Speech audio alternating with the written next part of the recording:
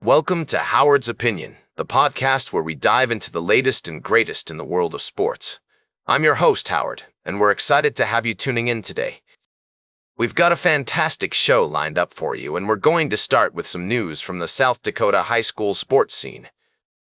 The South Dakota Sports Writers Association has been recognizing outstanding achievements in high school sports for many years, and they've just released their latest list of award winners. The list includes the top athletes, coaches, and teams from across the state, and it's a who's who of talented young athletes and dedicated coaches. From basketball to track and field, these individuals have demonstrated exceptional skill and dedication to their respective sports.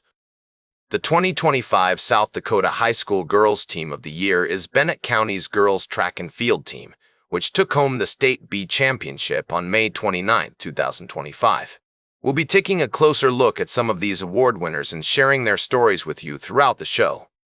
It's always inspiring to see young athletes achieving greatness, and we're excited to celebrate their successes.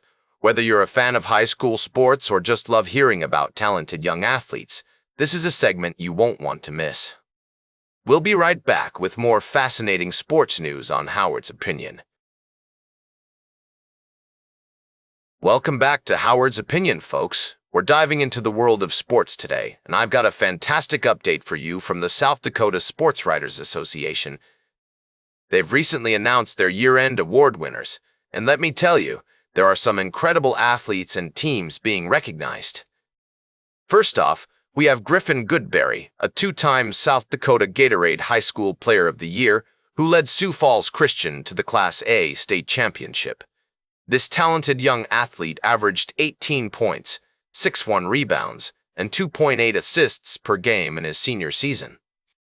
He's now taking his skills to Drake University, and I've no doubt we'll be hearing more about him in the future. The Philip Scotties are also making waves, having won their fourth consecutive Class B cross-country championship. They're the first team to achieve this feat in their class, with an impressive tally of 12 team points and 3 top 7 runners. It's clear that these athletes have put in the hard work and dedication required to excel at this level. On the girls' side, the Bennett County track and field team has made history by winning their first Class B state championship since 1986. The Warriors dominated the competition, racking up 85 points and finishing a whopping 39.5 points ahead of the second-place team. Sisters Reagan and Payson O'Neill were instrumental in this victory, setting multiple state meet records and showcasing their impressive skills. We're also seeing success at the collegiate level, with the South Dakota State University women's basketball team having an outstanding season. They finished with a 34 record, which is the second most wins in SDSU's Division I women's basketball history.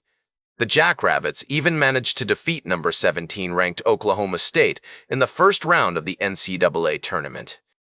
These are just a few examples of the many talented athletes and teams being recognized by the South Dakota Sports Writers Association.